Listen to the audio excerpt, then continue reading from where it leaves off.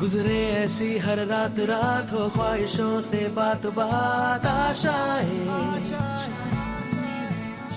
लेकर सूरज से आग आग गाए जा अपना राग राग आशाएं कुछ ऐसा करके दिखा खुद खुश हो जाए खुदा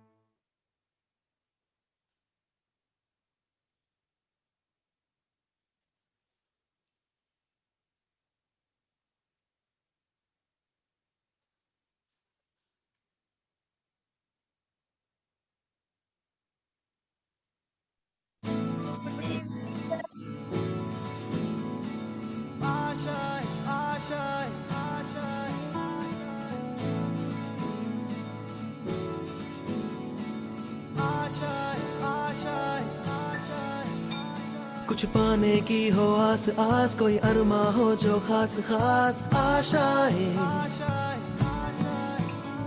हर कोशिश में हो बार बार करे दरियाओं को आर पार आशाएं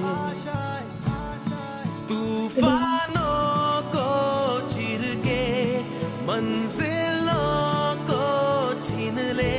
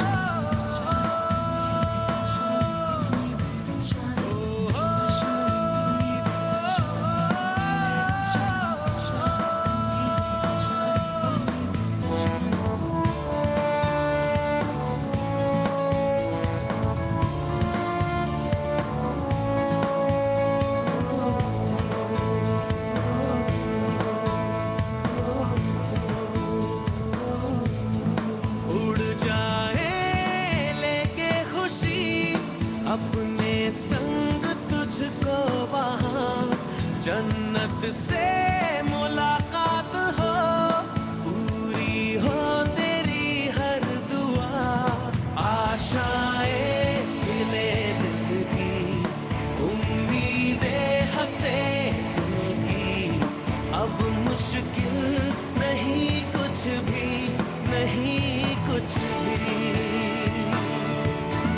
आशाएं खिले दिल की उम्मीदें हंसे दिल की अब मुश्किल नहीं कुछ भी नहीं कुछ भी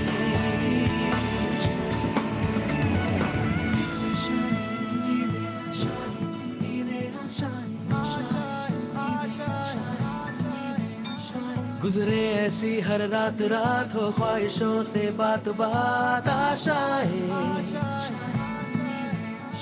लेकर सूरज से आग आग गाए जा अपना राग राग आशाएं कुछ ऐसा करके दिखा, खुद खुश हो जाए खुदा। आशाएं हिले दिल की, उम्मीदें हंसे दिल की, अब मुश्किल नहीं कुछ भी, नहीं कुछ भी।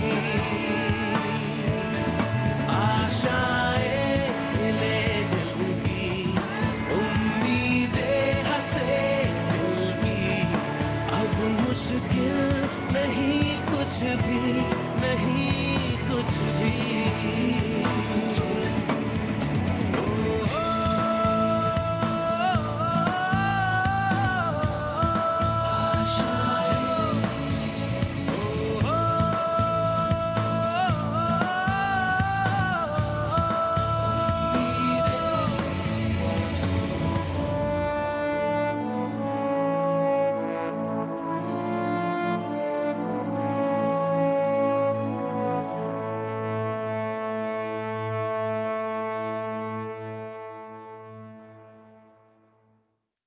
Yeah, good evening everyone. Good evening. सबको आवाज आ रही है? Good evening, sir. Good evening, sir. Very very good evening one and all very very good evening. तो B3, B4, B5 के पापियों में से अभी कुछ दिख रहे हैं, कुछ रास्ते में हैं क्योंकि ट्रैफिक ज्यादा जाम होगा, है ना? और आई एम मोर देन श्योर कि उनकी गाड़ी पंक्चर हो चुकी होगी, है ना?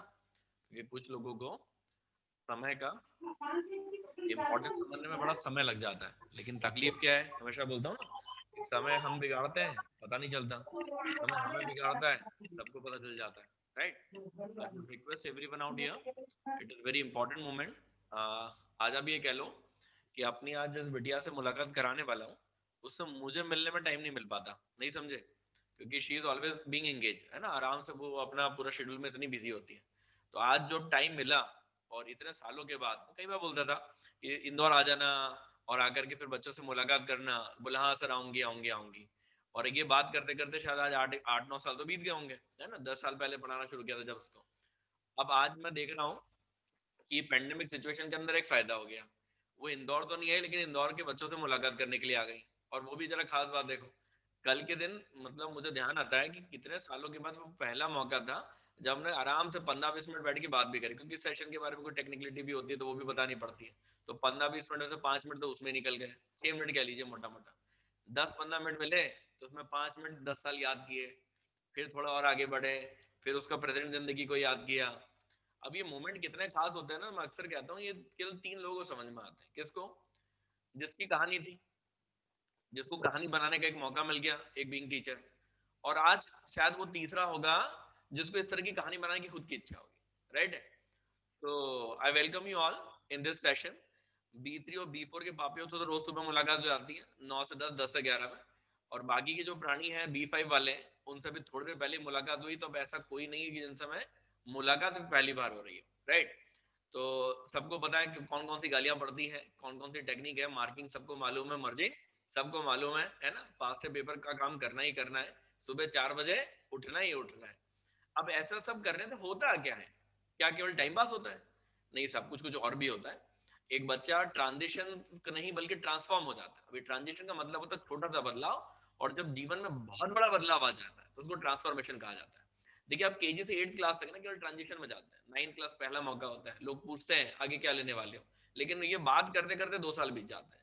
11th में आते हैं, वाकई में सब्जेक्ट लेना पड़ता है, पीसीबी ले लिया, अब दुनिया घूर करके देखती है बेटा डॉक्टर बनने वाले हो कि नहीं बनने वाले हो।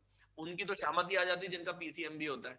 हाँ साहब, मैं अपनी ऐसी बिटिया से मिलाने वाला हूँ, और उसको भी मतलब सोच करके हैरान है, उसके चेहरे से मुझे देख के लग रहा है कि सर आपको आज तक याद है। अक्सर तकलीफ ये है ना, मैं बोलता हूँ ना कि मेरे बच्चे मेरी आत्मा में होते हैं, अब उनको कैसे भूल जाऊंगा, ठीक है? सो हियर आई वेलकम, अब मेरे ख्याल से सबकी स्क्रीन पे ऑलरेडी विजिबल है, ठीक है? डॉक्टर ब्रजेशा पटेल, है ना? बोले सर पहली बार बोले इतना पूरा नाम, क्या करो भाई, इस शब्द को बोलने के लिए बड़े साल लग जाते हैं, है ना? बड़ी तपस्या करनी पड़ती है, बच्चे को करनी पड़ती है, माँ बाप को करनी पड़ती है, और कुछ लोग विश्वास करें तो शायद टीचर्स को भी नहीं। इसकी जर्नी थोड़ा सा मैं बताता हूँ पहले अपने पार्ट पे, नाउ उसके बाद तो केवल सुनना भर है, लेकिन बोलने के लिए 5 मिनट ले लेता हूँ। मैम थोड़ा सा चलेगा? मैम आप म्यूट है।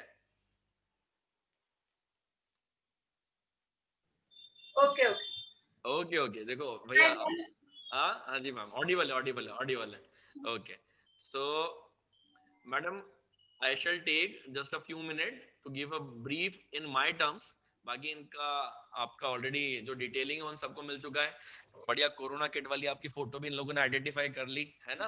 हाँ, मैंने कल बोला, मैंने कहा यार एक काम कर, एक फोटो भेज दे। सर बोले कौन सी? मैंने कहा यार जिसमें थोड़ा डॉक्टर वाले जैसे लेते हो। बोले सर होता क्या है कि जब डॉक्टर बनने की प्रोसेस शुरू करते तब तो खूब लगता है कि सेल्फी वेल्फी खूब खींचेंगे, लेकिन जब जैसे काम शुरू होता है तो पता नहीं चलता सेल्फी खींच भी पाएंगे नहीं खींच पाएंगे, नहीं।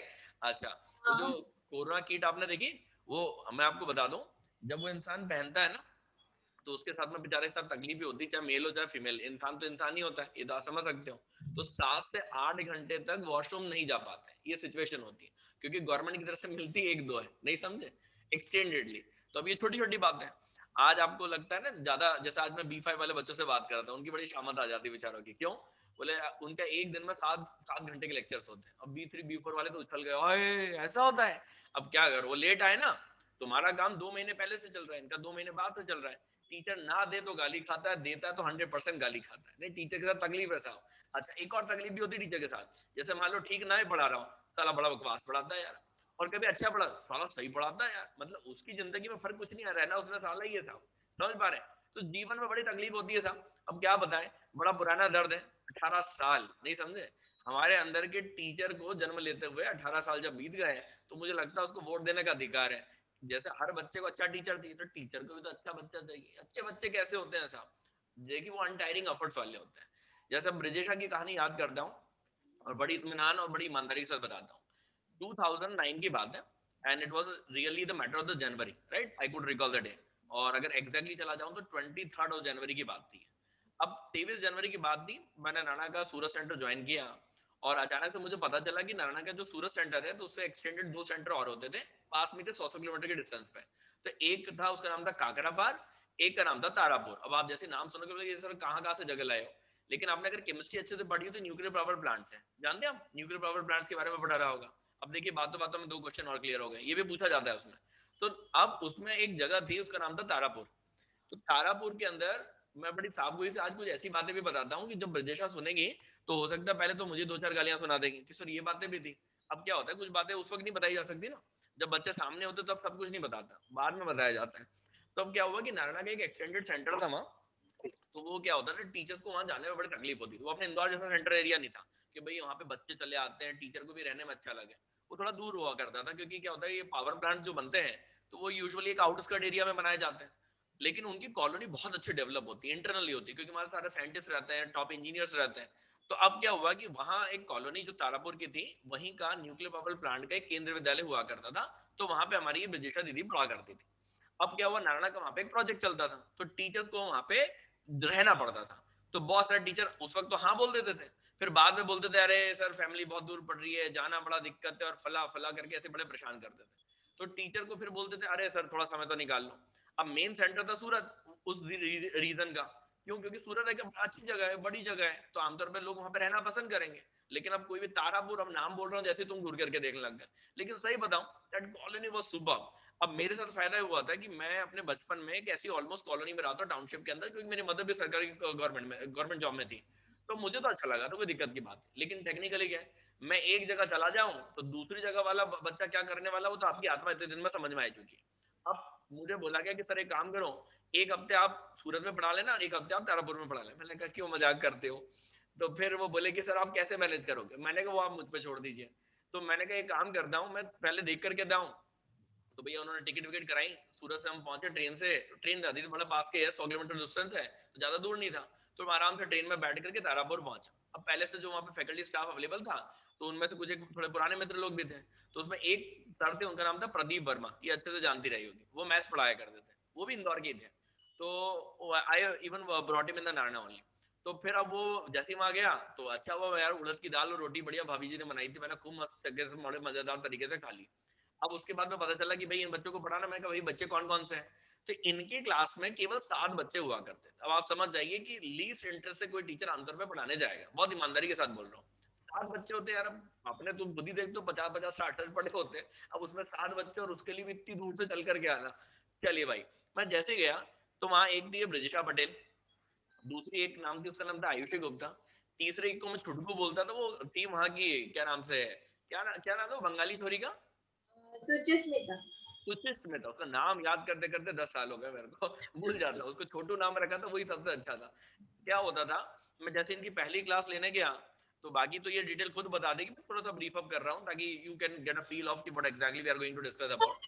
तो सब हुआ ये कि जैसे इनकी पहली क्लास ली, तो मैंने पहली क्लास के बारे में बता दिया कि बेटा सुबह मिलेंगे, शाम तक मिलते रहेंगे। तो मतलब क्या, हाँ कुछ ज्यादा नहीं, सुबह कुछ 8 बजे शायद क्लास शुरू हुई थी या 9 बजे इफ आई कुड रिकॉल, और रात के 8 बजे खत्म हुई थी, राइट। ये पहले दिन की क्लास थी। अब मैंने कहा तुम्हें शक्ति बची हो तो कल भी आ जाना, तो बोले नहीं सर आ जाएंगे। मैंने कहा देख लेना, लेट हुआ तो बाहर भगा दूंगा, जैसे तुम आज लेट हो गए मैंने फिर भी कंसीडर कर लिया। वो यही पूछ रही कि सर अभी आपकी क्लास शुरू होगी उसके बाद लेट है। मैंने कहा देखो अभी 2 बैच के बच्चे तो जल्दी आ जाएंगे, तीसरे वालों को थोड़ा सा देखना पड़ेगा कि भैया वो आज ही पहली बार मिला था, खूब चिल्ला रहा था, राइट, तो अगली बार तो दौड़ के चले आएंगे। तो खैर हुआ सा भी है कि इनकी क्लास शुरू हुई, और ऐसा मैंने 5 दिन तक लगातार लिया, 40% सिलेबस खत्म। मैंने कहा बेटा अब कोई जरूरत है क्या, अरे सर आप प्लीज आ जाओ, हमारा 11 का भी इतना सारा बच्चा है। और मैंने कहा मैं तो सोच रहा था कि काम करके खत्म करता हूँ, हाँ ये बात जरूर है कि काम शुरू करूंगा तो कभी भी घास नहीं काटूंगा, काम पूरा ही करूंगा। तो बकायदा साहब 5 दिन के अंदर 40% सिलेबस खत्म था। फिर इन्होंने वादे वादे लिए रोने गाने करके कि सर आप जल्दी से कब वापस आओगे, कब वापस आओगे। मैंने बोला ऑफिस जाकर के कि 40% सिलेबस खत्म करके आया हूँ, अगले दिन अगली बार एक हफ्ते के लिए जाऊंगा, 100% खत्म करके आऊंगा। तो 5 दिन पहले हो गए थे, 7 दिन और लेकर के गया, वही सुबह से लेकर के रात तक। हालांकि वो बेचारे जो पहले से जो दूसरे टीचर्स पढ़ा रहे थे फिजिक्स केमिस्ट्री वगैरह सब लोग, वो सबने बेचारे ने एडजस्ट किया कि आप आ गए हो चलो ठीक है आप देख लो यार, ठीक है। इतने में क्या हुआ, मैथ्स वाले तो अपने पुराने दोस्त थे, फिजिक्स वाले भी बन गए, वो तो खुद खाना बना बना करके खिलाने लगे। मतलब पता नहीं क्या दिल्ली लगा हो गया। अरे अनविन मिश्रा करके थे यार, अनविन हाँ मिश्रा हाँ सर, physics। हाँ हाँ। और अब वो लोग तो उनके साथ तो अच्छा लगे, उसे मिलता कितनी देर था, 5-10 मिनट, क्योंकि बचा हुआ टाइम तो इन्हीं के लिए था, सुबह 8 से रात के 8, ज्यादा लोड पालना ही नहीं है। नहीं ना इनको तकलीफ ना हमको तकलीफ। अब क्लास 12 के टॉपिक तो आपको पता ही है, genetics, sexual production, flowering plant, B3 B4 वालों को तो अभी मालूम ही है, अभी पढ़ के आ रहे हैं विवाह वाला चैप्टर, याद है ना, कहानी वाला। इनके समय भी वही विवाह वाला चैप्टर हुआ करता था। जेनेटिक्स की कहानी अभी B3 की शुरू कर दी, B4 की अभी थोड़ी सी बाकी है, B5 से ज्यादा मुलाकात नहीं, बट 100% सब कुछ करूंगा उनके लिए। तो साहब अगले 5-7 दिन के अंदर, एक हफ्ता हुआ था, पूरा सिलेबस कितनी 3-4 कॉपी भरी थी, फाइव रिकॉल, राइट, 3-4 कॉपीज थी, कितनी थी याद है कुछ, इतनी तो हो ही गई होगी, 5 या 6 हो गई थी। हो गई थी साहब। फिर हाँ। क्या हुआ, एक बड़ी मजेदार चीज बताता हूँ। आज ऑनलाइन का जमाना आ गया है। I'm more elated to tell you all कि she was my first ever online student। अब बोलेंगे ऑनलाइन वो भी उस जमाने में, जी हाँ साहब, बड़ा अजीब घटना हुई, क्या बताता हूँ। मैं इनको पढ़ा करके आ गया। अब मैंने एक बात बता, अब मेरे रोज आने की जरूरत तो नहीं पड़ेगी। सर आपकी जरूरत तो रोज है, लेकिन अब आप कैसे आओगे वो आपको तय करना है। मैंने कहा यार ये अलग, एक बात बोलो उसके बाद ये दूसरी लहर दे देते हैं। और बच्चे भी ऐसे, मर्जिंग मैंने बताई हुई तुम सबको, मर्जिंग जानते हो, मर्जिंग सबको याद Yes, है। हाँ ये इसके साथ एक बच्ची और थी, उसका नाम था आयुषी गुप्ता, उसने केएम मुंबई से एमडी पीडियाट्रिशियन किया हुआ है। उसकी उंगली पतली हो गई थी, इसको भी ध्यान होगा, उसकी उंगली पतली हो गई थी, उसने इतनी बार लिखा था। एक और थी खुशबू चौधरी, उसका मैं कॉलेज भूल गया कहाँ से किया हुआ था, ऐसे वो तो 7 एक बच्चे थे। तो अब क्या हुआ, है ना, सही था ना, खुशबू चौधरी था ना। हाँ मेरे नेक्स्ट बैच में आई थी। हाँ हाँ बिल्कुल। तो साहब अब क्या हुआ कि इस तरह के पापी लोग थे। अब इंपॉर्टेंट बात क्या, इनका 7 में से 5 का सिलेक्शन एमजीएमएस वर्धा में हो गया। कितना, 7 में से 5 का, in the top 25 medical college of India. Important ये नहीं होती कि आप एक को पढ़ा रहे हो 100 को पढ़ा रहे हो, बस इंपॉर्टेंट शिद्दत के साथ पढ़ा रहे हो। इंपॉर्टेंट उससे ज्यादा है कि बच्चा शिद्दत के साथ पढ़ रहा है नहीं पढ़ रहा है। अब बात आप पूछ रहे हो ऑनलाइन का क्या मतलब, वो बताओ पहले तो। अब साहब हुआ क्या, तो मैंने उस जमाने में नया नया लैपटॉप लिया था, नया नया मतलब उसमें मेरे को आता कुछ भी नहीं था। आज भी मेरे पूरे लैपटॉप में एक मूवी एक गाना नहीं है। बोले सर आज गाना कैसे आ गया, बड़ी मुश्किल से निकाल के लाया हूँ, इसको पसंद है इसलिए, आशाएं आशाएं वाला। ये बोली कि प्री पीजी में सुनती थी, मैंने कहा चलो आज वही निकाल के लाता हूँ। तो पहली बार मेरे कंप्यूटर में गाना बज गया है, राइट है। अब जरा सुनिए साहब हुआ क्या। इंपॉर्टेंट ये था कि जब ये वहां पे तारापुर में, मैं सूरत आ गया। अब इसने बोला डाउट कैसे बताएंगे, तो उस जमाने में आपको पता है व्हाट्सएप व्हाट्सएप तो पैदा ही नहीं हुए थे, राइट। तो ये सब तो धंधा ही नहीं चलता था। इवन आपको मैं बताऊं, मुझे फेसबुक ये जो शब्द है, ये भी मेरे एक स्टूडेंट ने आकर के बताया था, मेरे को कोई जानकारी इसके बारे में बिल्कुल भी नहीं थी। और व्हाट्सएप भी 2016 से आना शुरू हुआ, उसके पहले मुझे उसकी भी जानकारी नहीं थी। तो अब साहब हुआ क्या मैं हमेशा कहता हूँ टेक्नोलॉजी के 3 एस्पेक्ट होते हैं, यूज करोगे तो आगे बढ़ जाओगे, मिस यूज करोगे तो पीछे हो जाओगे, और डिस यूज करोगे, मतलब यूज नहीं करोगे, तो जो कर रहा है वो आगे बढ़ जाएगा, तुम ऑटोमेटिकली पीछे हो जाओगे। तो उस वक्त एक जमाना था, आपको याद हो, याहू मेल होता था, याहू मेल जानते हो, याहू याहू। तो उस जमाने में उसमें क्या होता था, मैसेंजर होता था, याहू मैसेंजर। तो ये क्या करा करती थी, मैंने उसको बोला एक काम, इसका ही आइडिया था, it was not my idea, tell you very frankly. इसने बोला सर एक आप याहू मैसेंजर पे हैं क्या? मैंने कहा हाँ हूँ। तो बोले सर मैं उसमें मैसेज डाल दूंगी तो आप जब भी फ्री होंगे तब डाउट बता देंगे क्या? मैंने कहा बिल्कुल बेटा चलेगा। तो साहब मैं क्या करता था, वहां पे गुजरात में आमतौर पे उस दौरान पे ड्रॉपर के बैच नहीं हुआ करते थे, और दूसरा ये था कि 11-12 की शाम की क्लासेस हुआ करती थी। तो मेरा एक टाइम था कि मतलब एक बड़ी बुरी आदत थी टाइम पे आने की, 18 साल में never being late for the single second. तो मैं सुबह सुबह अपने ऑफिस पहुंच जाता था और अपनी टेबल कुर्सी पे बैठ के आराम से पढ़ाई करता रहता था, और उसके बाद में फिर क्लास में चला जाता था। बीच में किसी बच्चे ने आके डाउट डाउट पूछ लिया, कभी कोई एक्स्ट्रा क्लास सुबह लगा ली, वो एक अलग बात हुई। तो होता यह था कि मैं पढ़ा रहा था, बीच में ये कोई डाउट भेज दिया कर देती, तो वहां पे मेरा वो लैपटॉप इसके लिए ओपन रहता था। अब अगर मैं उस वक्त पढ़ रहा हूँ तो नहीं देख पाता था, क्लास में रहता तो नहीं देख पाता, लेकिन जैसे समय मिलता था 100% देखता था और फिर इसको डाउट वहां पे बताता था। उसी में एक नई टेक्निक समझ में आई, उसमें एक याहू डूडल बोलते थे, पूरा नाम एग्जैक्टली मुझे ध्यान नहीं है उस जमाने में क्या बोलते थे, याहू डूडल ही था शायद, राइट? क्यों बेटा? हाँ हाँ वही है सर। यही था। तो अब याहू डूडल में क्या होता था, एक छोटा सा बोर्ड ओपन होता था, तो उस बोर्ड को कर्सर से मैं यूज करके, जैसे तुमको गंदे गंदे डायग्राम बना करके सिखाता हूँ ना, बस इसको भी ऐसे सिखा दिया करता था। तो भाई अब क्या हुआ, ये तो ऑनलाइन क्लासेस चालू हो गई। उस जमाने में ऑनलाइन का शब्द नहीं था, लेकिन हमारी ऑनलाइन क्लास चालू हो गई। और सबसे बात बताऊं कि जिस एक बच्चे को पढ़ाया तो उसने भी आज एमडी पेट्रोलॉजी कर रही है। तो भगवान की दया से हमारा सक्सेस रेशो ऑनलाइन के अंदर भी 100% रहा। अब आने वाले समय में ये सक्सेस रेशो बढ़ाना घटाना सब तुम्हारे हाथ में। अंततः कहूं ना, एक शिक्षक की पहचान केवल उसका विद्यार्थी होता है। अब आज I am just feeling elated to introduce my dearest academic bard. और उसमें एक छोटी सी बात बताता हूँ, एक छोटी सी बात, अंतिम और है, क्योंकि इसके बारे में बोलने लगूंगा तो एक दिन तो बोलता चला जाऊंगा। आपको याद है, कभी अगर आप ढेरों टीचर से मिले होंगे, राइट, केजी स्टैंडर्ड से लेकर के अभी तक, लेकिन शायद आपको अगर मुझे पर्सनली कोई मुझसे भी पूछे कि सर अगर आप खुद अपने आप स्टूडेंट होते, आप अपने स्टूडेंट होते, मान लो आप टीचर हो, आप ही स्टूडेंट हो, तो आपको आप में सबसे अच्छी बात क्या लगती है? कोई मुझसे पूछ ले, वैसे तो अपनी तारीफ करने वाली बात हो रही है, बट ईमानदारी से बात करो, एक अच्छी बात हर इंसान में होती है यार, मेरे को भी पता है मेरे अंदर कौन सी है। तो कुछ समय पहले की बात है, ऐसी अचानक से एक शब्द दिमाग में आया जो मैं अक्सर बोलता हूँ कि एक बच्चे की जिंदगी में दो पिताजी होते हैं, the one who is the biological one who give birth to you, but another one who is an academic father who give birth to the personality in a person. मैं हमेशा कहता हूँ व्यक्ति का जन्म आसान है, व्यक्तित्व का मुश्किल। ये बातें बोलने के लिए साथ ही महसूस करने की है। और आज बड़ी ईमानदारी से बताता हूँ कि जिंदगी में पहली बार किसी बच्चे ने अगर मुझे पिता बोला था तो ये बच्ची थी। आप सबके सामने बताओ, सबसे पहले। उस वक्त मुझे फादर शब्द की डेफिनेशन नहीं पता थी क्योंकि उम्र खुद की कम थी, लेकिन पहली बार ये समझ में आया था, एक लेटर लिखा था, वो लेटर मेरे पास आज भी है, इसको नहीं मालूम है, इसने एक लेटर लिखा था। नेट में होगा। हाँ, वो लेटर मेरे पास आज भी सेव है। तो इसने वो लेटर लिखा और उसमें लिखा, मतलब बातें बहुत सारी तो पूरी तो नहीं बोल पाऊंगा, बट एक लाइन जो मुझे आज तक याद है वो बताता हूँ कि सर एक तरफ पापा कुछ बोले और एक तरफ आप कुछ बोलते हो तो मुझे लगता है कि आप मेरे पापा हो। तो मैंने कहा यार इतनी इज्जत पिताजी को छोड़ के मत दे, फीस वही देने वाले, याद है ना, तुम सबको भी बोलता हूँ भाभी हो।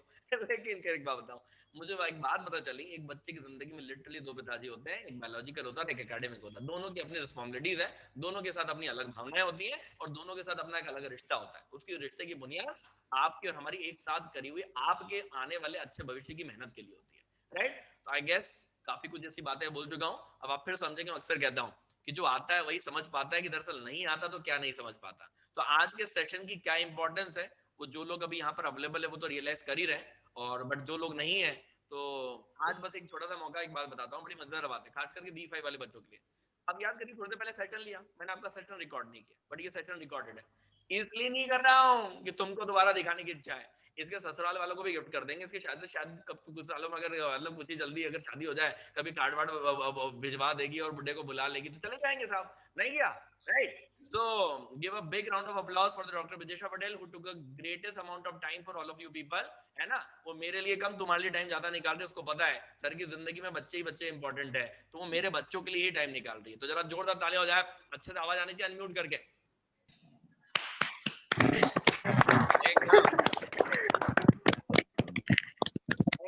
Thanks a lot. Keep your video mode on, each and everyone out. I would request you all, और साथ में अपना ऑडियो ऑफ रखिएगा ताकि हम आसानी से प्रोजेक्टर को सुन पाए। All yours now, ma'am, over to you. Thank you so much, sir, for this introduction. I don't know. आपकी आवाज चली गई मैडम, नहीं अब कंफर्टेबल है, हाँ now it is comfortable. आवाज हाँ अब आ रही है, Okay. I am very grateful for those 10 or 12 days in my life कि जब सर आए तारापुर पढ़ाने, उससे पहले तक तो लगता ही नहीं था कि मतलब क्या पढ़ा हमने, कैसे पढ़ा, कुछ पता नहीं चलता था. I only started to study properly only after I met sir.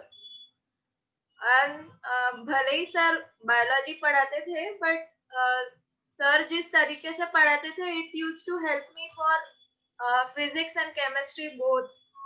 और not only that, all the subjects which I've been studying through these many years, तो सर की पढ़ाई एंड सर का तरीका जो है, it has really helped me a lot. थोड़ी सी brief तो स्टोरी सर ने बता ही दी है, but I would just say जैसे 12th में हम लोग कुछ टाइम के लिए सर आए थे हमें पढ़ाने. भले ही 12-13 दिन थे वो, but they were so precious to us because तब पहली बार पता चला कि पढ़ना कैसे है, and it gave us a method, a path कि हम कैसे आगे पढ़ते रहे. तो ऐसा होता था कि दिन भर बैठते थे वहां पे, पर ऐसा कभी हुआ नहीं कि कभी आंख लग गई, सर क्या बोल रहे हैं पता नहीं. ऐसा तो कभी नहीं हुआ किसी क्लास में कि नींद आ गई हो. या सर की क्लासेस इतनी इंटरेस्टिंग होती थी कि दिन भर भी पढ़ लेते थे, तो एक सेटिस्फेक्शन के साथ जाते थे कि हाँ आज इतना पढ़ लिया, आज इतना कवर हो गया. और घर जाके भी पढ़ने का होमवर्क या जो भी मिलता था, घर जाके भी हम वो कर लेते थे. फिर जो भी बीच बीच में लंच ब्रेक में भी हमें असाइनमेंट्स मिलते थे. तो वी नेवर गॉट, ऐसा हमें कभी लगा नहीं कि ये तो बहुत ज्यादा हो गया हमारे लिए. सर की क्लास की ये खास वो है कि आज भी कई बार ऐसा होता है कि किसी को सुन रहे हो और कोई एक ही टोन में बोलता रहे सेम वॉल्यूम में, तो नींद आ जाती है, हमें सुनने की इच्छा नहीं होती. बट सर की क्लास तो I am sure till now आज तक किसी भी बच्चे को बोर नहीं हुई होगी. So back in 2009, 2009 और 10, उसमें हमने 11th-12th पढ़ा. सर जो पढ़ाते थे हम लोग घर पे जाके रिवाइज करते थे, and sir used to tell us कि नोटबुक के हर पेज के नीचे थोड़ी सी जगह छोड़ देना कि सपोज हम जो घर पे पढ़ रहे हैं और हमारा कुछ लगे हमें कि जो क्लास में मिस हो गया या डिस्कस नहीं हुआ, तो we can just add on in that footnote. फिर और एक खास चीज कि मार्कर का यूज सर ने आप सबको भी सिखाया होगा कि 3 डिफरेंट कलर्स यूज करना है for things which you would, जैसे कुछ है रेड मार्कर का हम यूज करते हैं कि जो हम बार बार भूल जाते हैं तो रेड से मार्क कर लो, जो इजीली याद रहता है वो ग्रीन से मार्क कर लो. ऐसा सर जो कहते हैं वो I think all of you should follow, because those techniques will really help you.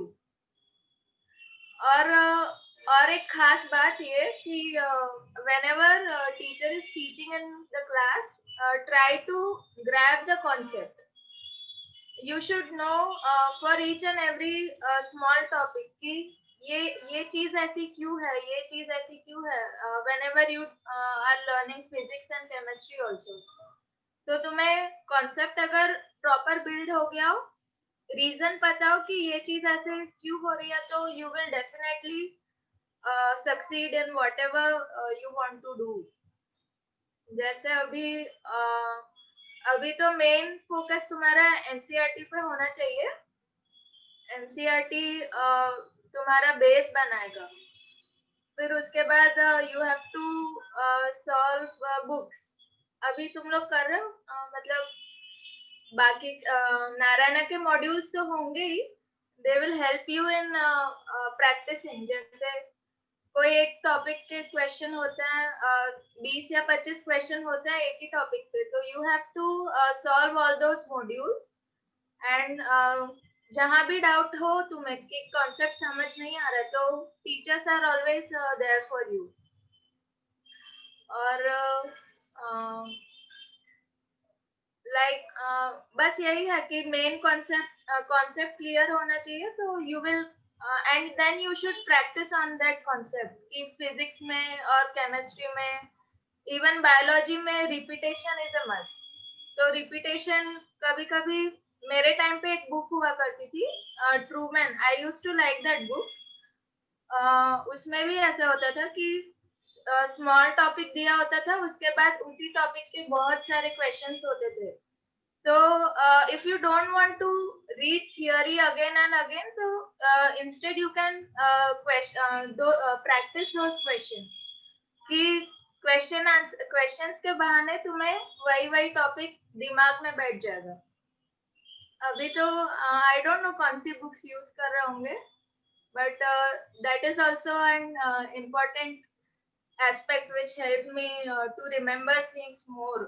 और ऐसा भी करना, कभी कभी डिस्कस कर लिया करना फ्रेंड्स के साथ, तो डिस्कस की हुई चीजें भी ज्यादा याद रहती है। और there are other things like punctuality. जैसे एक दिन हमारा क्लास था, शायद 3 o'clock पे क्लास था हमारा, बट सर ने होमवर्क दिया था। पुनेट स्क्वायर बनाते होंगे तुम लोग, हाइब्रिड क्रॉस वाला क्वेश्चन। पुनेट स्क्वायर होता था एक। सर ने हमें असाइनमेंट करने दिया था, and in lunch break after having lunch I started making that Punnett square. वो बहुत बड़ा होता था, कुछ शायद 1 पेज भर गया था वो। तो I got lost making in that, और 3:15 कब हो गए पता ही नहीं चला। एंड घर से क्लास काफी दूर था, हम साइकिल पे जाते थे। साइकिल पे 10 मिनट तो लग जाते होंगे। and I reached class very late, but fortunately sir ने तो मुझे बाहर खड़ा कर दिया था 5-10 मिनट के लिए, क्योंकि I was late। but sir was kind enough, उन्होंने कुछ और टॉपिक पढ़ा दिया था फिर, so that कि मेरा लॉस ना हो, इसीलिए that thing I can never forget। तो उसके बाद मैं आज तक किसी क्लास में लेट नहीं पहुंची हूँ। Thanks to sir कि these small things are also very important in your life। कभी तुम किसी इंटरव्यू देने जाओगे, तुम लेट हो गए तो पहले ही इम्प्रेशन खराब हो जाएगा। उससे अच्छा punctuality is also very important thing. फिर ऐसा हुआ 12th क्लास रोते धोते निकला। कैसे? क्योंकि नारायणा का सेंटर बंद हो गया था आफ्टर फिनिशिंग द पोर्शन, तो हम लोगों को ऑनलाइन ही डाउट पूछना पड़ता था सर को। और फिजिक्स और केमिस्ट्री हम खुद आपस में डिस्कस करके कर लेते थे। So fortunately I got admitted in MGMS Wardha near Nagpur in 2011 batch. फिर लगा कि चलो अब MBBS में तो एडमिशन हो गया, अब तो लाइफ सही से बीत जाएगी, अब कोई टेंशन नहीं है। बट ऐसा नहीं था। There were at every step of life you will have new challenges. और फर्स्ट ईयर में जैसे ही एंटर किया MBBS में, तो हमारे तो कैंप्स भी होते थे।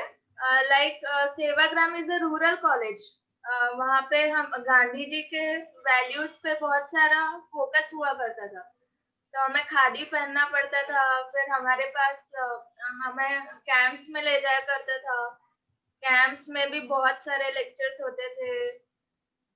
Then we used to sweep, we used to do सब्जियां कट करते थे, हम स्वीपिंग करते थे, ये सब भी करना पड़ता था। देन थोड़ा सेटल हुए तो देखा कि फर्स्ट ईयर का एग्जाम आ रहा है। नाउ फर्स्ट ईयर के सब्जेक्ट्स वर सो डिफिकल्ट, जैसे एनाटॉमी होता है, बायोकेमिस्ट्री होता है, फिजियोलॉजी होता है, और सबकी इतनी मोटी मोटी बुक्स होती है और इतना सारा डेटा है कि कैसे याद करें, कैसे मतलब लॉन्ग टर्म के लिए कैसे याद करें, कुछ पता ही नहीं चलता था। 6 महीने तो ऐसे ही ओरिएंटेशन में निकल गए थे। फिर gradually, because of sir's methods, we follow whatever sir used to teach us. That technique has helped us over years. ढंग से कैसे पढ़ना है वो सर से एक बार सीख लिया था, तो फिर एमबीबीएस में प्रॉब्लम नहीं हुई।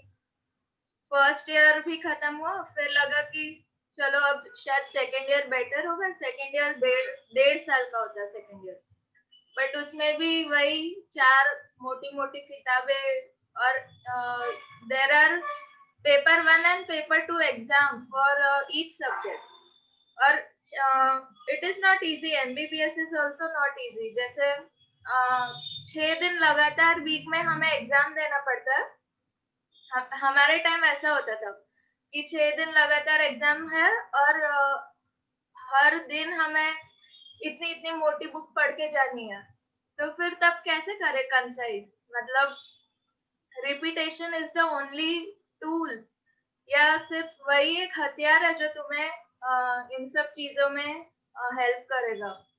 तुम सब भी जाओगे नेक्स्ट ईयर एमबीबीएस ज्वाइन करोगे, तो never forget what sir has taught you in learning biology. Those things will really help you. फिर सेकेंड ईयर 1.5 साल का था, वो भी खत्म हुआ।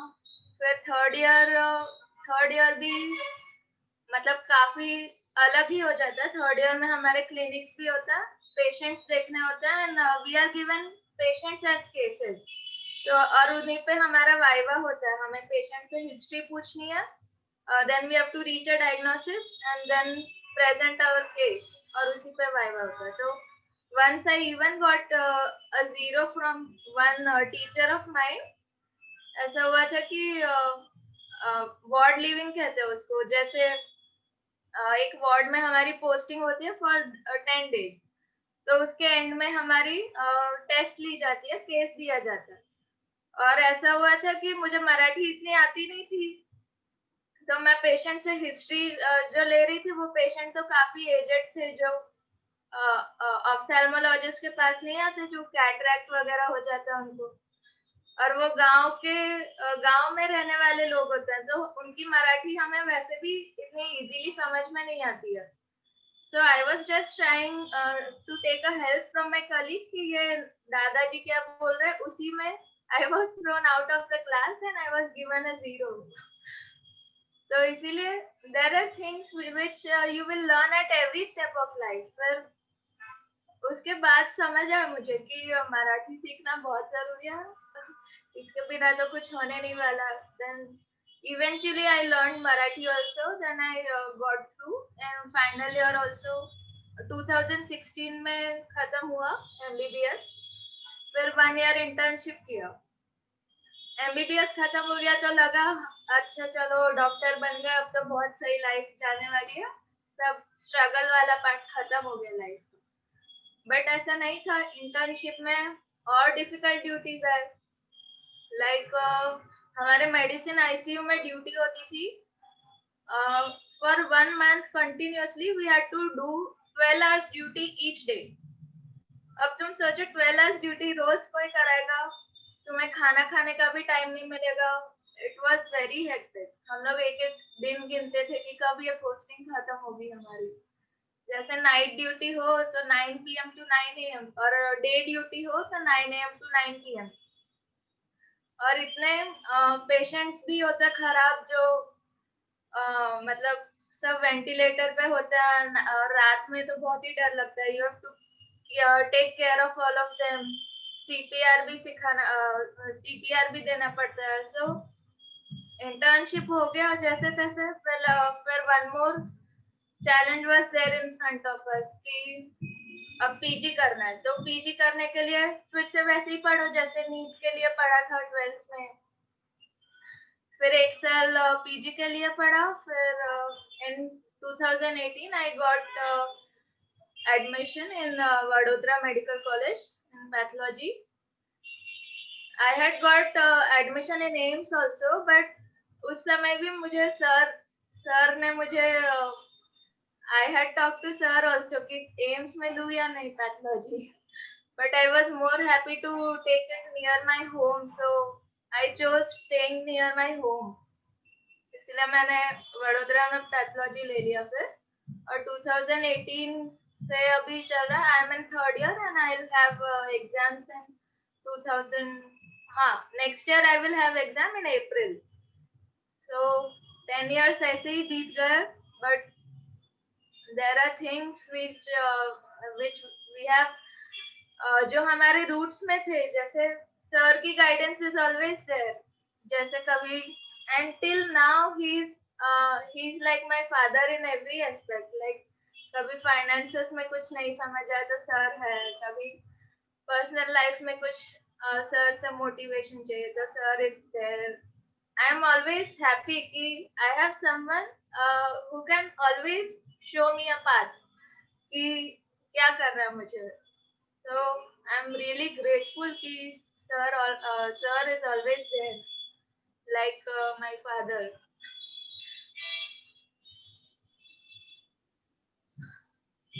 और कुछ लोग ऐसा बोलते हैं कि उनको बस सुनते चले जाओ, तो मुझे पता नहीं था कि मेरी बेटी ऐसा बोलती है. Right? Am I correct about it? क्यों प्राणियों, जरा अनम्यूट करके बोल दो यार, आवाज नहीं आई है मुझे तुम्हारी. Yes. yes sir. Yes, sir. Yes, sir. ऐसे होते हैं, बोलते जाए तो बस सुनते चले जाओ. अब मैं तो सोचा इसका फाइनल ईयर कैसे हो गया, इसके पहले थोड़ा और आगे बढ़ा हो भाई, अभी और आगे कुछ होना चाहिए था, है ना. मतलब how beautifully someone can say the entire story of the last 10 year in the 10 minute. नहीं, अपने को तो टॉपिक पढ़ाने में 1 साल लग जाता है. नहीं बोले सर क्या बात कर रहे हो, आपने 12 दिन में तो पढ़ाया था. अरे साहब, I regret every single day कि ऐसे बच्चों से मुलाकात करने का मौका ज्यादा समय के लिए ऊपर वाले ने क्यों नहीं दिया. कई बार लोग बोलते हैं ना, अभी मैं B5 ग्रुप में बात कर रहा था, तो मैंने कहा कि सबको एक डर लगता है, समय बहुत कम है. तो मैंने एक लाइन बोली, लेकिन इनके समय तक वो लाइन मेरे दिमाग में नहीं थी. आज तेरे साथ भी बोलता हूँ कि वो 12 दिन को याद करते हुए, साहब जब भी समय कम लगे ना तो हमेशा ध्यान रखना, अच्छा इतिहास हमेशा कम दिनों में रचा गया, चाहे तो दुनिया का इतिहास उठा करके देख ले. राइट है?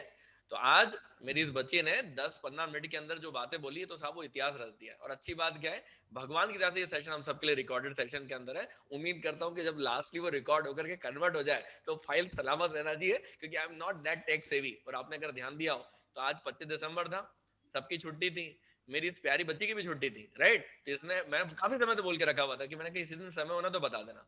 तो इसने बताया, और हालांकि बताऊं, इसको कहीं जाना था आज, बट वो रिशेड्यूल हो गया भगवान की दया से. राइट? वो रिशेड्यूल हो गया. She just send me the message by the day कि सर उस दिन समय निकल सकता है. मैंने कहा ठीक है, मैं टाइम को एक बार कंफर्म कर लेता हूँ. देन आई आस्क्ड हर कि 6 to 7 कंफर्टेबल रहेगा क्या. अब क्या हुआ, 6 to 7 मैंने इनसे कंफर्मेशन ले ली. अब क्या हुआ, B5 वाले बच्चे यहाँ बैठे हुए हैं, उनकी क्लासेस का शेड्यूल तो मतलब देवो वह होता है. अब साहब मुझे लगा कि बाकी सब जगह तो मैं कन्वर्ट करा दूंगा, क्योंकि B3 B4 I am taking only. But obvious बात है, जो दूसरे बैचेस में कोई टीचर रह रहा है तो we need to respect their time दो. अब क्या हुआ, उनका शेड्यूल आने वाला था. अब जैसे ही आया तो आपने ध्यान दिया कि बस जो अपने सेशन के टाइम थे उस टाइम पे आपकी क्लास नहीं थी. B5 वाले मेरी बात को समझ पाएंगे, बाकी को नहीं समझ में आएगा ये बात. अब पता है आपको क्या हुआ, उसके लिए मुझे नेशनल कोऑर्डिनेटर से बात करनी पड़ी कि भाई इस टाइम को थोड़ा ध्यान रखना. और सही बताओ ना, तो क्योंकि वो कोऑर्डिनेटर अपने इस ग्रुप में, इंदौर वाले ग्रुप में भी जुड़ी हुई है, तो मेरे बोलने के पहले उन्होंने ऑटोमेटिकली सबका एडजस्टमेंट कर लिया था. तो अगेन आई जस्ट सेंड दी दैट रिगार्ड्स ओनली. तो the beauty point is that कि आज doctor Vijesha Patel would be like listening to her none but you know, एक जैसे होता है मूवी देखते चले जाओ, और वो भी हॉलीवुड बॉलीवुड वाले नहीं, उससे भी ऊपर वाली कुछ अच्छी होती हो तो. राइट? तो इट वाज लाइक दैट. तो I am more than sure कि बाकी सब प्राणियों ने भी उतना ही एंजॉय किया होगा, क्योंकि मैं कह रहा था ना, ये कहानी 3 को ही मजा आता है. एक जिसकी थी, एक जिस बीइंग टीचर या पेरेंट को उसका बनने का मौका मिल जाता है, और तीसरा जिसको सर की कहानी बनाने की इच्छा है कि आज के बाद अगर 10 साल बाद इन पापियों को किसी को याद करूं तो क्या पता ये लोग टाइम देंगे या भाव खाएंगे. क्यों भाव खाओगे कि आ जाओगे? आ जाएंगे सर. जब पैसा मांगोगे, मैं गरीबी में कुछ नहीं देता हूँ भाई, ये बात ध्यान रखना. मैंने पहले बता दिया था और अभी वापस दोहरा रहा हूँ. एकेडमिक फादर बोला, फाइनेंशियल वाला नहीं बोला है. वो जो घर पे है वही वहां पे पैसा वही देने वाले हैं. ठीक है? मैं बुलाने का पैसा नहीं देता, पढ़ाने का पैसा नहीं लेता, अपने जेब में कुछ नहीं लेता. It was literally joyous moment Brajesha. And बहुत बहुत बहुत बहुत बहुत बहुत प्राउड के साथ बोलता हूँ, you are my first and very concerned academic daughter who made me proud like anything. Right? हर जगह जहां कदम रखा है वहां अच्छा काम किया है. और सबसे इंपॉर्टेंट बात बताऊं, बेटा जिंदगी में दो शब्दों की बड़ी कीमत है, इसलिए नहीं कि वो पी से शुरू होते हैं, बट इंपॉर्टेंट बात है कि दोनों शब्दों में पी है, that is passion and the patience. Don't ever lose the either of the one. जिस दिन आपने पैशन लूज किया आप कहीं के नहीं रहेंगे, जिस दिन पेशेंस लूज तो बिल्कुल भी कहीं के नहीं रहेंगे। लाइफ टेस्टिंग करती है आपकी, कभी पैशन की कभी पेशेंस की, लेकिन पैशन ध्यान रखना, सबको अब वो राउंड तो पता ही है सबको, मतलब B5 वालों को बोला ना 180 क्वेश्चन 180 मिनट में कैसे मैनेज करना सिखाने वाला हूँ, लेकिन अभी जिनको सिखा दिया उनको बोल रहा हूँ पैशन, पेशेंस और ग्रीफ राउंड, 3 राउंड होते हैं हमने।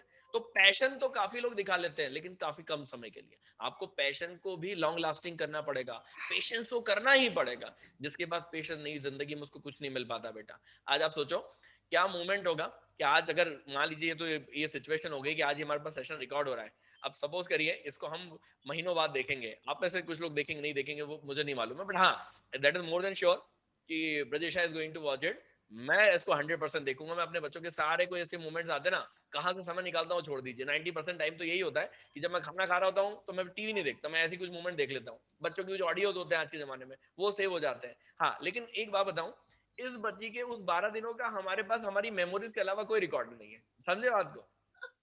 हमारे जैसे आज व्हाट्सएप पे मैसेज सेव हो जाते हैं, लेकिन वो क्या बोलते हैं याहू के डूडल का कोई सेविंग नहीं है हमारे पास, कोई सेविंग नहीं है। हाँ एक जो लेटर तूने भेजा था वो भी चूंकि ईमेल से भेजा था, याद है वो ईमेल मेरे पास आज भी है। हालांकि मैं याहू आईडी आजकल आज तक अब यूज नहीं करता, लेकिन उसका पासवर्ड मैंने इसलिए ऐसा कन्वर्ट कर दिया कि जिसको मैं रिकॉल कर पाऊं only because of that particular letter only.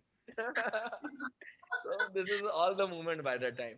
तो एक बार वापस से ब्रजेशा के पास चलते हैं, that is the summation from the side of mine, but at the same time I am looking forward कि जिन भी बच्चों को अगर दीदी से कुछ पूछना है तो please raise your hand feature का यूज करिएगा ताकि हम आपको आइडेंटिफाई कर पाए, और मैं एज अ मॉडरेटर नहीं मॉडरेटर बना देता हूँ अपने आप को आज, तो as a moderator I will just give the chance to you so you can interact to her, right है। तो पहले ओवर टू द ब्रजेशा। ओके जब तक जिन लोगों को डाउट पूछना अपने हाथ उठा ले भाई, या डाउट मतलब आई मीन टू से क्वेरी पूछते हैं, कुछ पूछने की इच्छा है, कुछ मन में है कैसे सर दीदी आपने वो 11-12 की दुनिया थी, कैसे वो दीदी जो है आपकी ड्रॉप अपना क्या बोलते हैं मेडिकल कॉलेज की दुनिया थी, ड्रॉप बोलते बोलते तुम्हारा ड्रॉप ही याद आ जाता है, राइट। ऐसी जो भी दुनिया थी वो चीजें रियलाइज करने वाली बात है, और फिर एक समय मिलेंगे तो आराम से आप सबसे भी बातचीत करूंगा, है ना, आराम से बातचीत करूंगा। तो ब्रिजेशा इज राइट देयर ओनली ना, कि बेचारे का नेटवर्क कनेक्शन चला गया, देखो अपनी बात खत्म करने के बाद गया, ऐसा लग रहा है मुझे, है ना। Okay okay okay she will be coming back, not a problem, but तब तक जरा क्वेश्चन ले लेता हूँ। इधर चलते हैं, राजपूत तू है बड़ी अद्भुत, क्या समझी आज? सर बहुत अच्छा मजा आया मेरे को, तो क्या सुन ही रहा हूँ पागल जैसे। पागल तो नहीं खैर पर मजा आया। वो क्या बोलते हैं कैसे मैनेज करना है, कैसे वो जरूर पूछना, हमने बोला भी था ना कि कैसे अकोमोडेट करना है, वो अभी तक समझ नहीं आया, बाकी तो लग रहा है कि कुछ तो कर ही लेंगे। कुछ तो कर लेंगे, ये बात तो सही है। दुनिया में दो ही चीजें होती हैं, पहला होता है कुछ काम कर ले, है ना, और कुछ नहीं कर ले तो तजुर्बा तो ले ही ले, नहीं समझे। जीवन में आप पहले ट्राई जरूर करिए साहब। तकलीफ केवल उन बच्चों की होती है कि जो लोग ट्राई नहीं कर पाते, और जो ट्राई कर पाते हैं तो दुनिया में कुछ ना कुछ तो कर जाते हैं। I got a message of 1 minute में वापस आ रही हूँ, कोई डोर वोर पे आया होगा। तो अब साहब देखिए, जब अगर ऑपरेशन थिएटर में चले जाओगे तो फिर बाहर नहीं निकल पाओगे। आज कोरोना वायरस से लोग डर रहे हैं, और being the she is MD pathologist, आप सोचिए लेबोरेटरी में बैठ करके उसी कोरोना वायरस से कहीं ना कहीं फाइट करती रही होंगी। कैसे करते हैं वो भगवान जाने, वो तो वही बता पाएगी, राइट। मैंने एक दिन कहा था ना कि भाई बॉटनी पढ़ाते पढ़ाते तुम ये मत करने लग जाना कि सर ये प्लांट देखा, इसका फोटो बताओ सर ये कौन सा है। ये मैं माली थोड़ी ना हूँ, माली थोड़ा। नीट में क्या पूछा गया है तेरे, एम्स में क्या पूछा गया है, जिपमेर में क्या पूछा गया, एमजीआईएमएस वर्धा का। हाँ एक और बात बताना तो भूल ही गया, बड़ी मजेदार बात है। एमजीआईएमएस वर्धा पहले सेपरेट एग्जाम लेता था, उसके 2 पेपर हुआ करते थे। एक तो ये एग्जाम था फिजिक्स केमिस्ट्री बायोलॉजी वाला, और साथ में क्या होता था एक गांधीयन थॉट का पेपर होता था, उसमें सब्जेक्टिवली गांधी जी के बारे में लिख करके आना होता था। अरे साहब अब गांधी जी कैसे पढ़ाओ साहब, अब दुनिया का कौन टीचर बताएगा कि मैं गांधी जी पढ़ाऊंगा। अरे साहब अब बच्चे को तो सर तकलीफ एक ही है, अब सर प्रॉब्लम है, सॉल्यूशन तो आप ही को लाना पड़ेगा। तो साहब उसके भी कुछ फंडामेंटल बनाए, कैसे गांधी जी को पढ़ा जाए, कौन से नोट्स बनाए जाए। तो ऐसे करके बस साहब उसकी पूरी दुनिया चलती थी, और तब जाकर के वो गांधी जी के विचार निकलते थे। क्योंकि रीजन क्या होता है, अगर आपने फिजिक्स केमिस्ट्री बायोलॉजी तो पढ़ लिया, लेकिन अगर आपका वो गांधीयन थॉट का पेपर निकला, दे डोंट एडमिट यू। अरे उनकी तो वो पेडागोजी भी बनाए ना पूरा, उनकी फिलोसॉफी पे कॉलेज बनाए। एक्चुअली एक डॉक्टर मिसेस नायर करके हुआ करती थी, वो गांधी जी की डेसिबल मनस्शिष्या थी। तो उन्होंने गांधी जी के नाम पर एक पहले मेडिकल हॉस्पिटल खोला, और मेडिकल हॉस्पिटल बेसिकली उसका जो फाउंडेशन था, महात्मा गांधी ने अपने हाथों से जो पहला इंडिया में, मतलब जब नाम वाम हो गया उनका पूरा, उसके बाद जो पहला जो फाउंडेशन डाला था वो यही था। ये महाराष्ट्र में एक जगह है, वर्धा महाराष्ट्र बोलते हैं उसको, नागपुर के पास पड़ता है। वहां से 8 किलोमीटर की डिस्टेंस पर एक एरिया पड़ता है, उसको बोलते हैं सेवाग्राम। वो गांधीयन ट्रस्ट चलाता है उसको पूरा, जो कि डॉक्टर मिसेस नायर ने उसको फॉर्मुलेट किया था। तो वहां खास बात क्या होती है, एक तो बच्चों को सुबह उठना पड़ता है, आप समझ गए होंगे 4-5 बजे मैं क्यों बोलता हूँ, ठीक है। कभी उस कॉलेज में चले गए, टॉप 25 मेडिकल कॉलेज में आता है वो, आज की तारीख में अगर वहां जाना है तो मिनिमम आपको 675 मार्क्स लगेंगे। आज की तारीख की बात कर रहा हूँ, पहले तो सेपरेट एग्जाम ही था। अब जब पहले सेपरेट एग्जाम था और आज की कंडीशन, तो दोनों में कितना अंतर आ जाएगा देख लीजिएगा, राइट। तो now Brijesha is right there with us again. और दीदी यहाँ पे तो आपके बच्चे तो इतनी सारी तारीफ है जो कर रहे हैं, कुछ के पास कुछ प्रश्न भी है, तो ओवर टू यू अगेन, है ना। मैं कहा बीच में गलती से आ गया। तो नीलांशी दीदी आपने कुछ पूछा था, जरा पूछ लीजिए दीदी से वापस। Good evening ma'am. वो आपने बोला था कि अकोमोडेशन में प्रॉब्लम आई थी स्टार्टिंग में, कि समझ नहीं आता कैसे मैनेज करे टाइम। काम तो सब पता है कैसे करना है, अभी भी सर जो बोल रहे हैं चल रहा है, थोड़ा पीछे चल रहा है पर चल रहा है, पर वो समझ नहीं आ रहा कैसे मैनेज करे। सब उसमें ही दिमाग खराब हो जाता है, कब पढ़े, क्या करना है, कब सीपीटी का पढ़ना है, कब मार्किंग करें। एक्चुअली टेस्ट तो हफ्ते में एक बार होता होगा, वीकली टेस्ट होता है क्या तुम्हारा? Yes ma'am.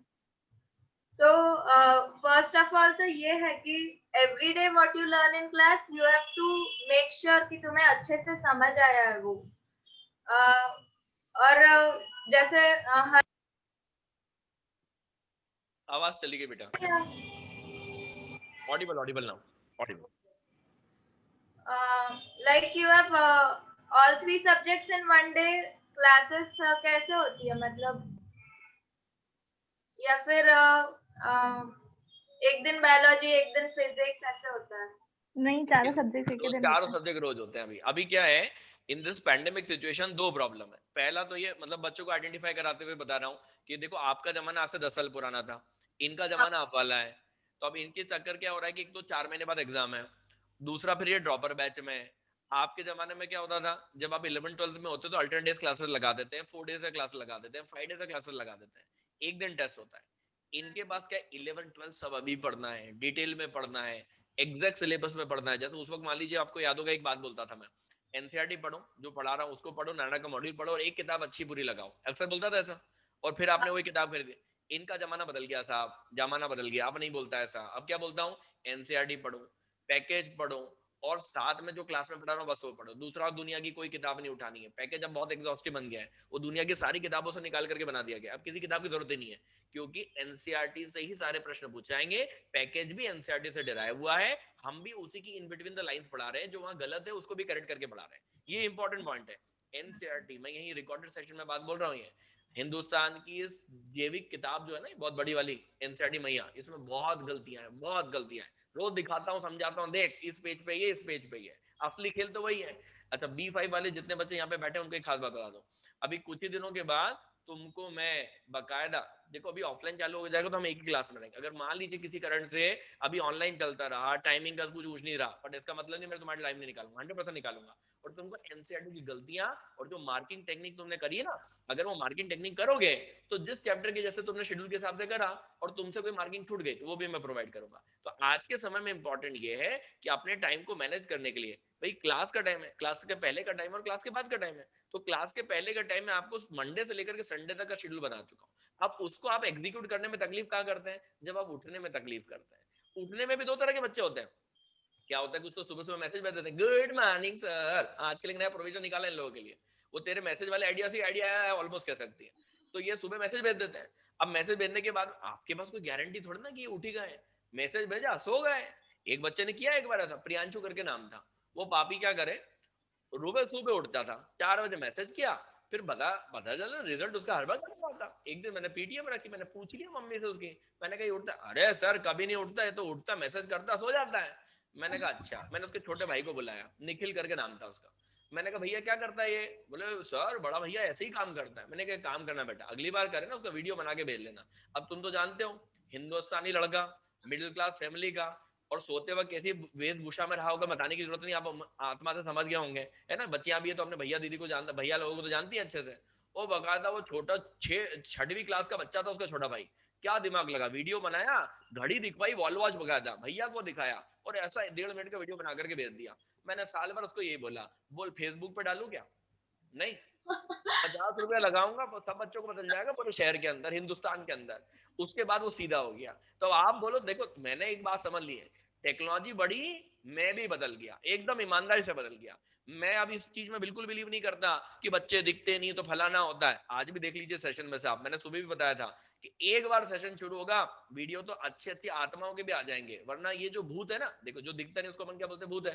तो जो भूत नहीं दिखते ना, जिस दिन मैं भूत बनूंगा सबसे पहले इनको हिटलिस्ट में रखूंगा, राइट है? क्योंकि अभी तो देख जिंदा हूं तो पढ़ा रहा हूँ, और तुमको समझ में आ चुका कि छुट्टी हो कुछ भी हो, सर को फर्क नहीं पड़ता, सर का जिंदगी ऐसी चलती है, राइट? इन लोगों को एक सेशन अभी और दिलवाया था, एक पुराने पापी का, उस दिन प्रशांत आया था। हालांकि उस दिन क्या हुआ कि जो प्रशांत के साथ में मैं सोनल से भी बात कराने वाला, बट वो बापड़ी की अभी तेको पता है उसकी शादी हो गई, वहां पे चली गई। ये सोनल इसी के बैच की थी, ध्यान रखना। सोनल जिंदल याद है, कुछ लोगों को पता है। हाँ, तो सोनल जिंदल जो है उससे भी बात हो, लेकिन क्या हुआ उसका इंटरनेट ही उस दिन काम नहीं कर रहा था, तो उससे मुलाकात नहीं हो पाई। मैंने कहा तू जा, तेरे से बाद में बात करेंगे। तो this is all happened in the due course of time, कि जिससे जिस दिन बात हो गई, अचानक से आइडिएशन आ गया, तो वी जस्ट गॉट स्टार्टेड कि चलो आज मुलाकात करेंगे। तो टेक्निकली तो 10 साल पुराने बच्चों में आज मुलाकात करके, और इन सबको उम्मीद करता हूँ कुछ कुछ नया सीखने को जरूर मिला होगा।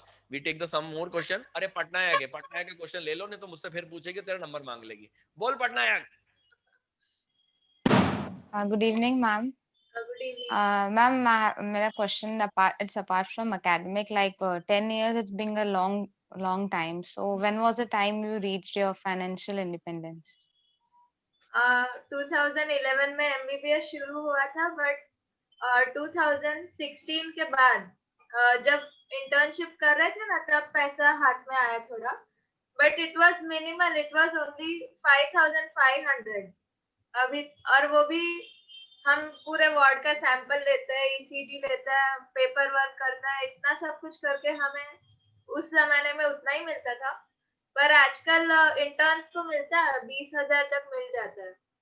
इट इज ओनली आफ्टर मतलब जब तुम MBBS खत्म करोगे और इंटर्नशिप स्टार्ट करोगे, तब तुम्हें थोड़ा पैसा मिलेगा। फिर बीच में एक और साल, मोस्टली सब लोग एक साल ड्रॉप करके पढ़ते हैं, फिर तुम PG करोगे तो तब तुम स्टार्ट हो जाएगा तुम्हारा स्टाइपेंड। PG करोगे तो you will almost get 50 to 60,000 per month. तो इट पैसे की जुगाड़ करनी है पटनायक को पहले से, है ना? अच्छा, पैसा चाहिए इसको, पैसा, है ना? मतलब बाकी सब तो ठीक है सर, मुद्दे की बात है, पैसा बताओ तो कितना मिलेगा? अरे मिल जाता है। अरे एक आसान भाषा में बोलता हूँ, तुमने कभी किसी डॉक्टर को बेकार देखा है क्या, बिना कार का? बोले सर वो हमारे खोपचे में पढ़ाते हैं, वो खोपचे में डॉक्टर है। ए भैया मेरे को नहीं मालूम, वो तुम ऐसे कौन से डॉक्टर के पास गए, उसको डिग्री चेक कर लेना। जो डिग्री होल्डर है ना, क्वैक्स नहीं है, जो डिग्री होल्डर डॉक्टर्स है उनकी जिंदगी अच्छे से चल जाती, कोई दिक्कत नहीं है। और आसान भाषा में बताऊं ना, आजकल तो क्वैक्स ज्यादा कमा लेते हैं। क्वैक्स ज्यादा कमा लेते हैं। खैर अपने को क्वैक्स नहीं बनना है, क्वैक्स समझते हो ना, झोला छाप वाले बिना डिग्री के बैठे हुए हैं, वैसा नहीं बनना है। अपने को आराम से अपनी अच्छी पढ़ाई करना है, अच्छी दुनिया में रहना है, रिस्पेक्टफुल लाइफ जीना है, अच्छे रास्ते के बारे में सोचना है। देखो बहुत सारे विचार आएंगे, है ना? और ये बड़े आम विचार है, अच्छी बात है आप पूछ लेते हो, है ना? अच्छी बात है, ठीक है, पूछ लिया कि भाई फाइनेंशियल इंडिपेंडेंस कब आएगी।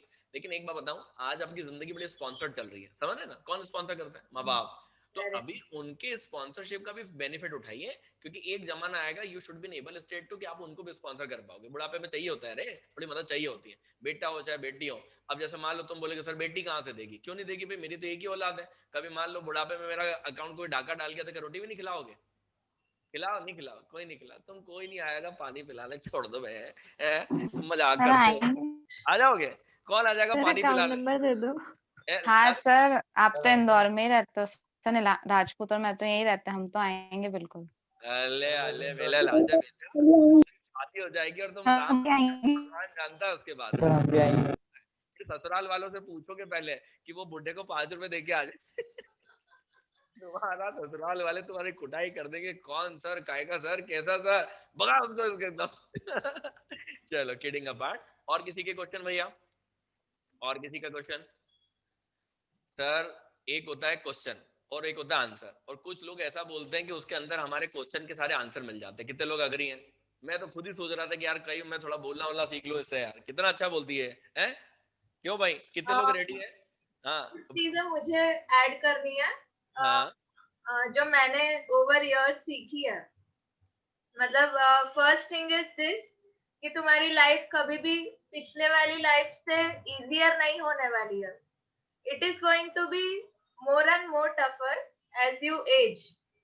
तो ये तो भूल जाना कि अच्छा अभी हम आराम से कमा रहे हैं, अभी हम like it is not like that. You will always have new challenges in life and you have to make yourself more competent than the previous level of yours.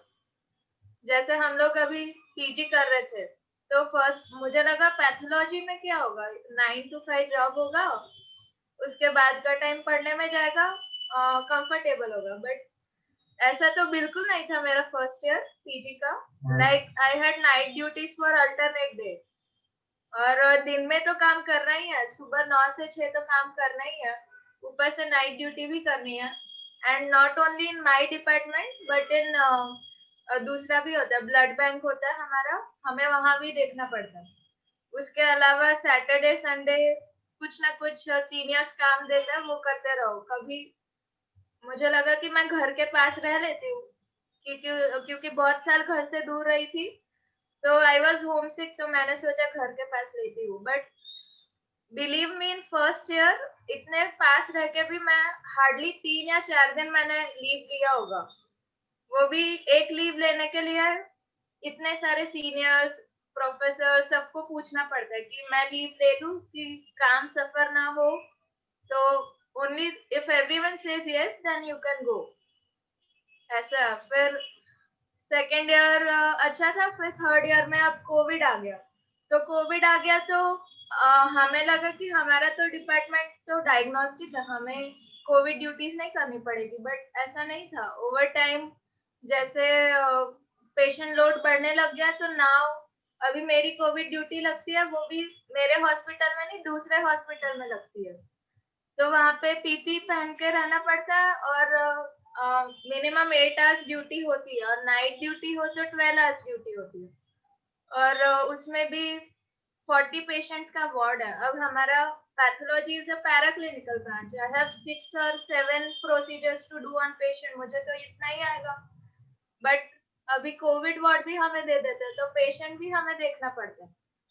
फिर मतलब life is never going to be easier. तो ऐसा तो भूल ही जाना कि okay हमने ये स्टेप क्रॉस कर लिया, अब इसके बाद ठीक होगा मतलब। और देयर आर अदर थिंग्स, जैसे खाना बनाना भी बहुत इम्पोर्टेंट चीज है, मेरे लिए बहुत इम्पोर्टेंट था। क्योंकि हॉस्टल में एक मोमेंट आएगा जब तुम हॉस्टल का खाना खा खा के बोर हो जाओगे, फिर मम्मी की याद आएगी। तब अगर सीखा हुआ होगा तो फ्रस्ट्रेशन कम होगा थोड़ा। You can, it is a skill that everyone should know, ऐसा मुझे लगता है। एंड अदर देन दैट ये है कि तुम कितना भी पैसा कमा लो, कितना भी तुम आगे बढ़ लो, but there will be one feeling of peace which you will always get by spending time with your family. इसीलिए always respect what your parents say. Try करना कि कभी पेरेंट्स को दुखी नहीं करना। बाकी and no one should be, parents and teachers इनसे ज्यादा सुप्रीम कोई होना नहीं चाहिए तुम्हारे लिए।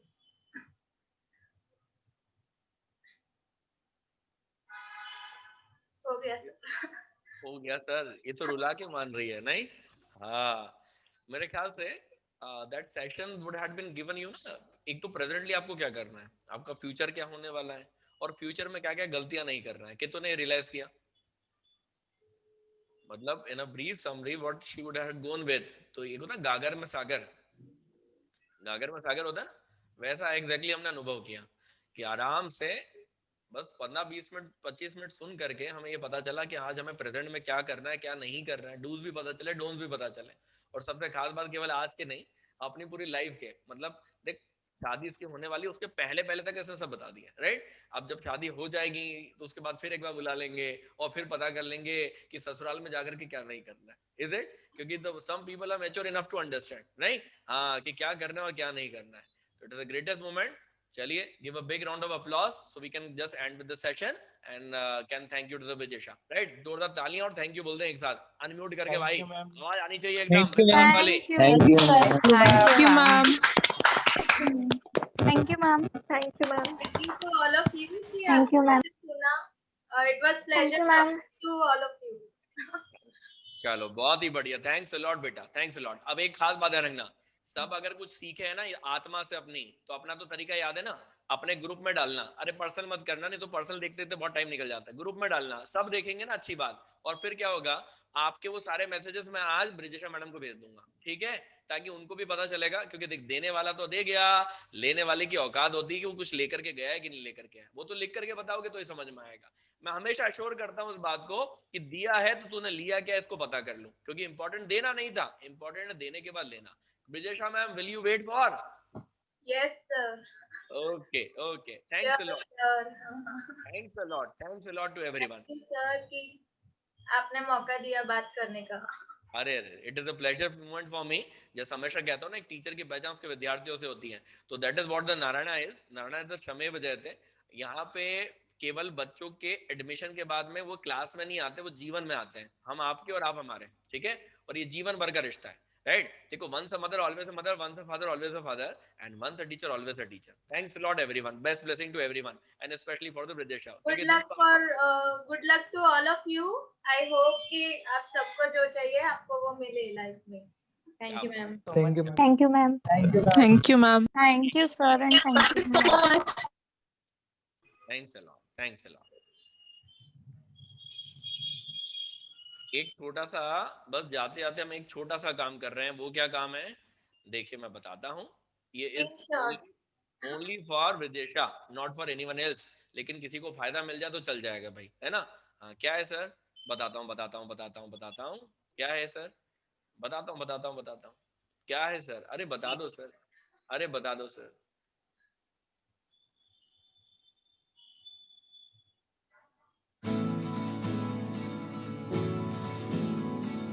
आशाएं आशाएं आशाएं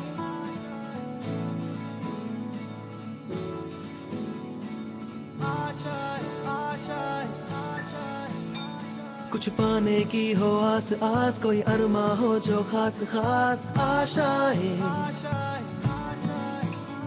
हर कोशिश में हो बार बार, करे दरियाओं को आर पार। आशाएं